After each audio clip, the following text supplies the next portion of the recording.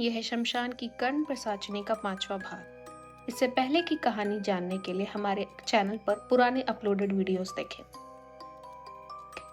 देखते ही देखते शनिवार आ गया। उधर शुक्रवार से ही गोपालेश्वर अपने काम में व्यस्त था। यज्ञ कुंड बनाया जा रहा था और इस बार वह पंचमुंडी के आसन पर साधना करना चाहता था। उपयुक्त पेड़ के नीचे पंचमुंडी का आसन भी बना लिया था। इसमें लगने वाले 5 सिर शनिवार शाम तक जुगाड़ हो जाएंगे। नाग, बंदर, सियार, चंडाल और अकाल मृत्यु से मरे किसी मनुष्य का सिर चाहिए था। इन 5 कटे सिर की जरूरत होगी। आसन के नीचे उसे 5 कोनों में गाड़ देना होगा। उसके ऊपर आसन तैयार करके गोपालेश्वर साधना करने बैठे।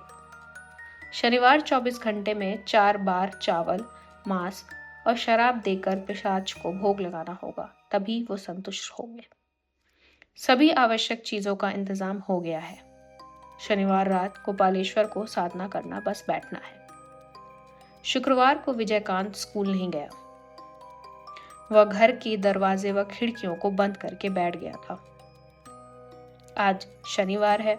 चिंता की वजह से विजयकांत पूरी रात सो नहीं पाया। भोर होते ही कोई उसके दरवाजे को खटखटाने लगा। बहुत देर तक वह डर के कारण बिस्तर से उठा ही नहीं। वह बिस्तर पर तब तक बैठा रहा जब तक बाहर से गुरुदेव महानंद की आवाज नहीं आई। गुरुदेव के आवाज को सुनते ही वह दौड़ कर गया और दरवाजे को खोल दिया। फिर उनके चरणों में गिरकर रोने लगा। महानंद जी ने उसे शांत कराया। विजयकांत ने पिछले 1 महीने की घटनाएं गुरुदेव को विस्तार में बताई। सब कुछ सुनकर महानंद आचार्य बोले, आज उपवास रहो क्योंकि तुम्हें बहुत सारे कार्य करने हैं। मैं भी उपवास रखूंगा। मुझे नल दिखाओ, पहले मैं नहा लेता हूं। तब भी नहाकर तुम भी, तब तक मैं एक बार शमशान होकर आता हूं। लौटकर अब कुएं बताऊंगा, तब तक जप करना क्योंकि मन को सख्त रखना है। आज तुम्हें बहुत कुछ करना है, इसलिए अपने मन को जितना शांत रख सकते हो उतना रखो। विजयकांत ने गुरुदेव के कहे अनुसार सभी कार्य किए। गुरुदेव के शमशान जाने के बाद वह नहा धोकर गुरुदेव के बताए मंत्र का जप करने लगा।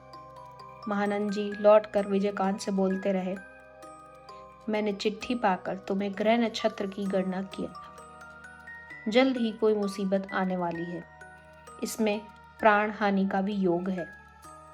इसलिए समय न व्यर्थ करते हुए मैं यहाँ पर आने के लिए रवाना हो गया।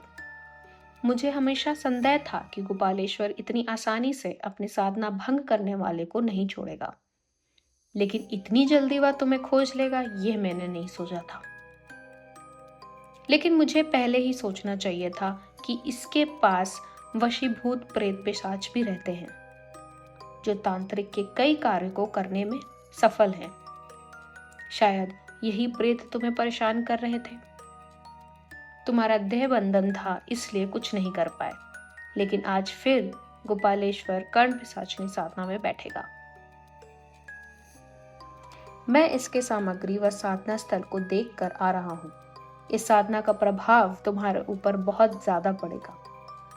वह तुमको खींच कर ले जाने की कोशिश करेगा, लेकिन तुम उसे रोक नहीं पाओगे क्योंकि आज वह पंचमुंडी के आसन पर बैठकर साधना करेगा। वहां पर बैठकर वह और भी शक्तिशाली हो जाएगा। विजयकांत ये सब सुनकर रोने लगा और बोला, गुरुदेव, क्या आज ही मेरा अंतिम दिन है? क्या आज ही मैं मरने वाला हूं? नहीं बेटा, इतना मत टूटो। शुभ दिन तुम्हारा जन्म हुआ है, तुम पर भगवान की कृपा है। लेकिन गुरुदेव, आपने ही तो बोला है कि वह मुझे खींच कर ले जाएगा।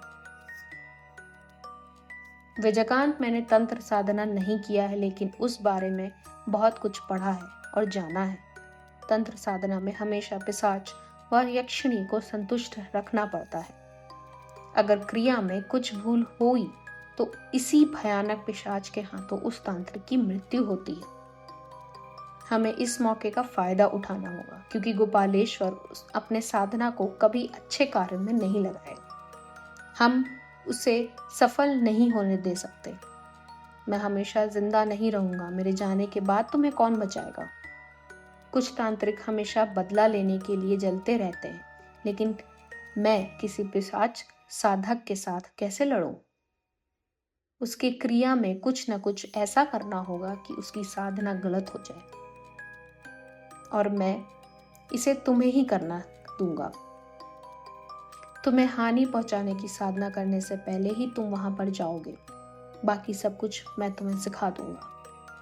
वहां से कुछ ही दूर पर मैं रहूंगा, तुम्हें डरने की जरूरत नहीं है। धीरे धीरे शाम हुई। विजयकांत गुरुदेव के कहे अनुसार शमशान में बने देवी काली मंदिर के पास जाकर बैठ गया।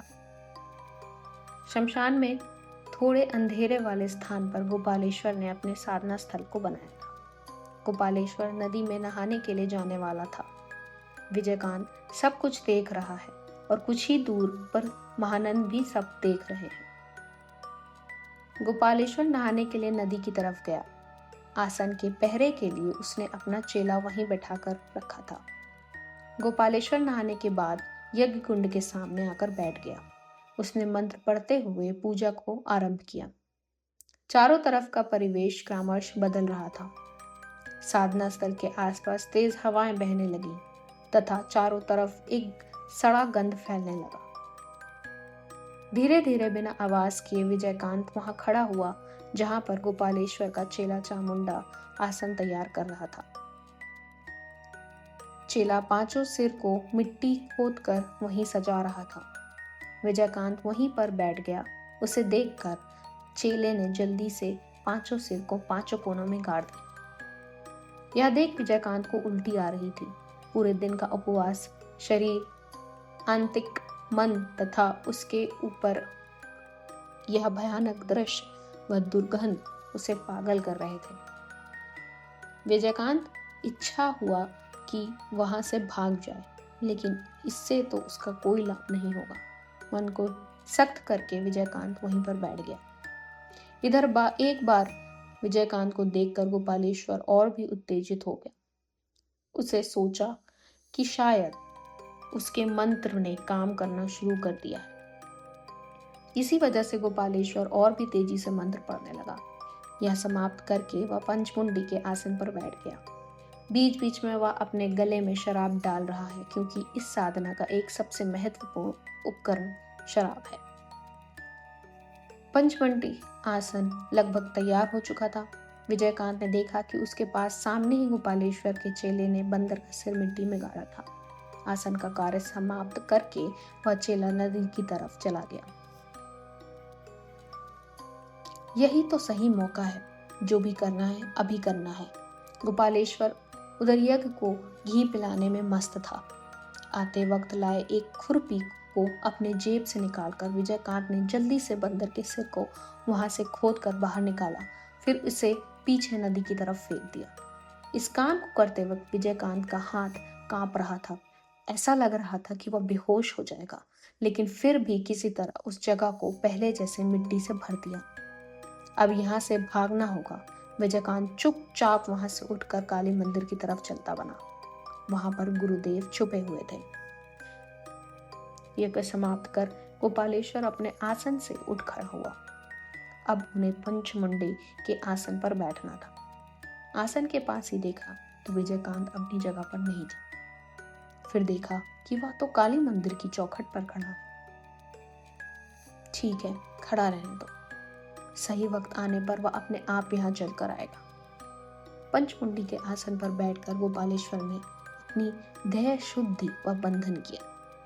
आसन पर बैठकर जब शुरू करते ही उन्हें कोई अदृश्य शक्ति वहां से हटने के लिए मजबूर कर रही थी। गोपालेश्वर जितनी सख्ती से बैठने की कोशिश करने लगा, प्रतिरोध उतना ही ज्यादा बढ़ गया। हवा अब आंधी के जैसे चल रही थी। आसपास के पेड़ों की शाखाएं टूट लग रही थी। काली मंदिर के पास खड़े 2-3 लोग वहां देखकर डर गए। वो सभी शमशान के बाहर की ओर भागने लगे। अचानक एक बिजली गिरने की आवाज आई। तुरंत ही गोपालेश्वर के चिल्लाने की आवाज आई। विजयकांत ने देखा कि एक आग का गोला गोपालेश्वर के चारों तरफ घूम रहा है। गोपालेश्वर के मुंह से केवल आवाज सुनाई दे रही थी। कुछ देर बाद ही कुछ शांत और स्वाभाविक हो गया। विजयकांत डर रहा था, लेकिन महानंद जी आसन की तरफ गए। वहां पर पहुंचकर देखा तो गोपालेश्वर अपनी अंतिम सांस ले रहा था।